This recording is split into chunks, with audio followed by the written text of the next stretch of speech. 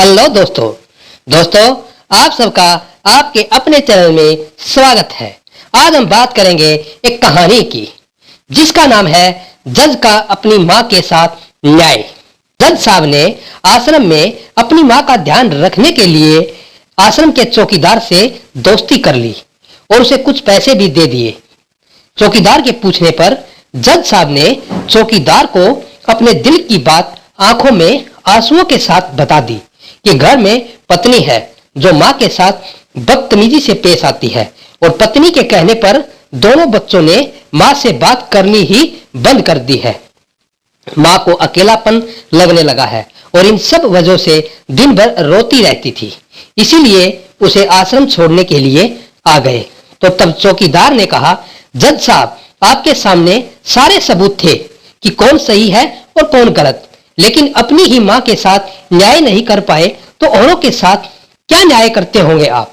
ये बात जज साहब के दिल को चुभ गई। हब के चौकीदार की इतनी सी बात का इतना असर हुआ कि 2 रात नींद नहीं आई, 2 दिन से खाना नहीं खाया और कोर्ट भी नहीं गए। ऐसा लग रहा था जैसे एक चौकीदार ने जज साहब की दुनिया हिला दी हो।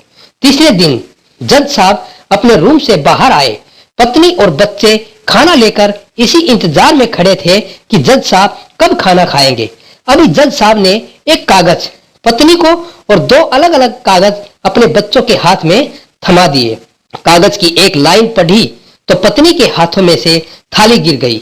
उस पर लिखा था कि मैं तुम्हें तलाक दे रहा हूं, और बच्चों से कहा, आज से मेरी सारी प्रॉपर्टी आप दोनों की है, मुझे कुछ नहीं चाहिए। बच्चों ने उन्हें जबरदस्ती कुर्सी पर बैठाया, हाथ जोड़कर पैरों में गिरकर इन सब का कारण पूछा तो आंखों में आंसुओं के सैलाब के साथ में जज साहब बोले कि मैं मेरी 65 वर्ष की मां को आश्रम में छोड़कर आया हूं, अनजान लोगों के भरोसे छोड़कर आया हूं, और आप सब कारण पूछ रहे हैं।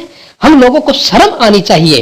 रोज मेरे कोर्ट से आने के बाद मां रोती थी कि बेटा प्लीज मुझे आश्रम में छोड़ाओ। आप में से किसी ने भी मां से सीधे मुंह बात नहीं की और ये भी भूल गए कि जिस जज को आज पूरा शहर सलाम करता है, उसी जज को बनाने में उस मां का कितना बड़ा रोल है।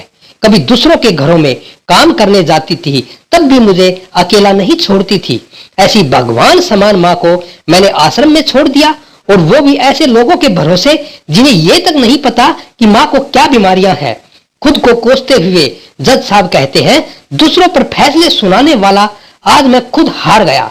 मैं जज नहीं बल्कि गुनाहगार हूं, और मैंने जो गुनाह किया है वो शायद कानून तो माफ कर देगा, लेकिन ईश्वर के कोर्ट में वो कभी माफ नहीं होगा। ये कहते हुए जज साहब बोले कि अब मैं अपने पापों का प्रायश्चित करने जा रहा हूं। मैंने अपना सब कुछ आप लोगों को सौंप दिया है और अब अपनी मां के साथ आश्रम में रहूंगा, उनकी सेवा करूंगा। पत्नी से जज साहब ने कहा कि याद रखना, आज तुमने उस मां को आश्रम भिजवाया है, तुम भी एक मां हो, कल तुम्हें भी कोई आश्रम भेजेगी, तब तुम्हें मेरे इन शब्दों का अर्थ सही मायने में समझ आएगा। ये बोलकर जज साहब आश्रम के लिए चल दिए। आधी रात को चौकीदार भी जज साहब को देखकर चौंक गया। आश्रम के अंदर दाखिल हुए तो देखा मां सो रही थी। करीब जाकर देखा तो पूरे परिवार की तस्वीर से लिपटकर रोते हुए मां सो गई थी। आश्रम का प्रशासन भी जाग गया, क्योंकि पीछे पीछे पत्नी और बच्चे भी आ गए थे। उन्हें यह एहसास हो गया था कि उन्होंने क्या पाप किया है। तभी आश्रम की एक कर्मचारी बोली, हम इन्हें आपको नहीं सौंप सकते, क्या पता कल आप इन्हें मार दो तो।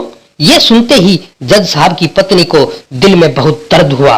वो बोल उठी कि मैडम जी, शायद हमारे हाथों बहुत बड़ा पाप हुआ है, हम मानते हैं, लेकिन अब हमें इन्हें मारने नहीं, इन्हें एक नया जीवन देने आए हैं। आश्रम के सभी बुजुर्गों की आंखों में आंसू थे, सब के सब रो पड़े। खुशी के आंसुओं के साथ मां को घर ले आए जज साहब, लेकिन वही आश्रम में अनेक आंखें ऐसी थी जो किसी न किसी का इंतजार कर रही थी। मां, तेरा कर्ज मुझसे अदा क्या होगा? तू अगर नाराज है तो खुश मुझसे भगवान क्या होगा। दोस्तों, आज की ये कहानी जज का अपनी मां के साथ न्याय आपको अगर अच्छी लगी है तो आप अपने इस चैनल को सब्सक्राइब करना, वीडियो को लाइक करना, शेयर करना और कमेंट करके जरूर बताना दोस्तों।